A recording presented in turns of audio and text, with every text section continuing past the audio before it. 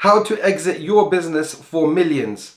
In this video, I'll be going over some of the main principles that you need to adopt in your business if you want to sell for 7 or 8 figures.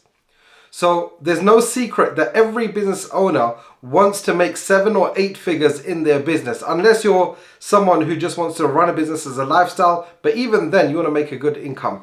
The best way to ensure that you can get a good cash windfall is when you actually exit your business. So how can you do that to ensure that you get 7 or 8 figures when you go to actually exit? So let me tell you a little secret. You can't sell your business for 7 or 8 figures if you're only doing 100,000 in profit. And when I say profit, I mean EBITDA. Of course, you should be able to calculate your EBITDA by watching one of the other videos that I've got on my channel, in which it shows you how to calculate your EBITDA when you're selling your business. You need to have at least, at the very least, 300,000 in profit when you are selling your business if you want to sell in the 7-figure range. And even then, it's going to be a bit of a stretch because you'll need to do some prep work to ensure that when a buyer is offering you a sum for your business, it's going to be in the 7 figures when you're only making 300,000 in your business. Why? Because if you are only making 300,000, even then the business is probably quite reliant on you, and there's some prep work that needs to be done to remove you from the business. That is actually one of the things that you need to do to ensure that you can sell for 7 or 8 figures. So the higher you can get your profit, your EBITDA, the better it is.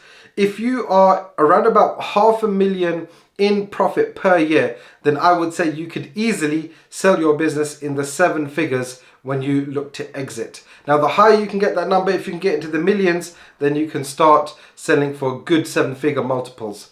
Now, when you want to sell your business for 8 figures, your minimum profit should be about 2 million in EBITDA. 2 million with some prep work will ensure that you can get to the 8-figure number. Ideally, if you can get to the 3.5 to 4 million, that's when you know you can sell for 8 figures. And when you're selling your business, then there's something that you need to consider as to when you want to put 7 figures or 8 figures in your bank account. Are you thinking that you want 7 figures or 8 figures on day one? Or is it that the total value of your business is 7 or 8 figures when you look to exit? Because that is a different conversation. If you want to ensure that you are putting 7 figures or 8 figures in your bank account on the day of exit, then you really need to make sure that if you're looking for 7 figures, your business needs to be at least 500,000 in profit per annum, ideally 700,000, so you can put 7 figures in your pocket on day one. Or you need to selling for 8 figures, you need to be about 5 million a year in profit, and you can easily put 8 figures in your bank account. Now, there are many other factors as well. It's the type of buyer that you're going to sell to. If you're going to be selling to a small business who is a competitor, they might not be able to give you 7 or 8 figures on day one. So if you are looking to put 7 or 8 figures in your bank account on day one, then you need to sell to a good financial buyer or a strategic buyer who's got the resources to be able to give you that windfall on day one, on day of closing. So that's some other things that you need to consider if you do want to sell your business for 7 or 8 figures. The other thing you need to do, so that's getting your profit up, number one. Number two is that you need to look at your sources of income, meaning your customer base.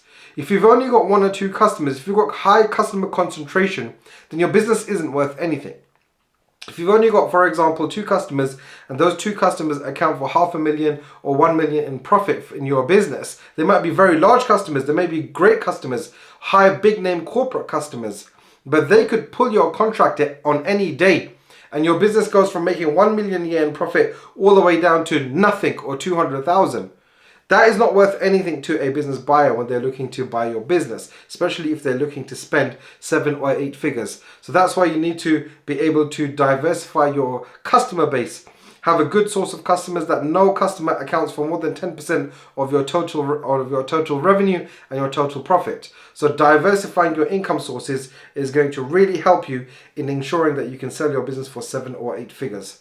Now, in addition to having a diversified income source, meaning number of customers, if you've got a predictable sales and marketing department, channels in which is bringing new customers or reselling to existing customers in a predictable way, that is going to be very valuable.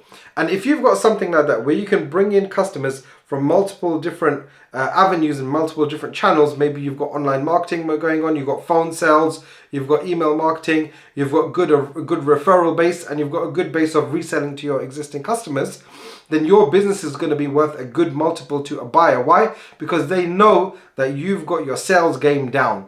And you know that they know that when they take off your business, they can replicate that, or they can continue in that fantastic business that you have built. Sales and marketing coming in on autopilot almost. Of course, nothing's on autopilot, but you've got the people there. And that brings us into the next point as well, that the business should be able to work without you.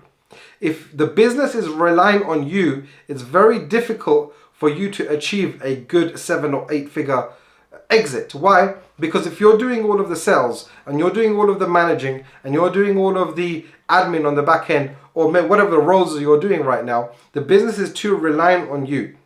The more you can remove yourself from your business, the better it is. And how do you do that? One of the best ways that you can do is you can document all of the processes of your business. So everything from how to get customers, how to onboard them, how to fulfill on them, how to then provide after sales and aftercare, and then resell to them. All of that needs to be documented, and all of that needs to be done without you being in the equation. So having a great management team and a great team is also going to help you in achieving that 7 or 8 figure exit.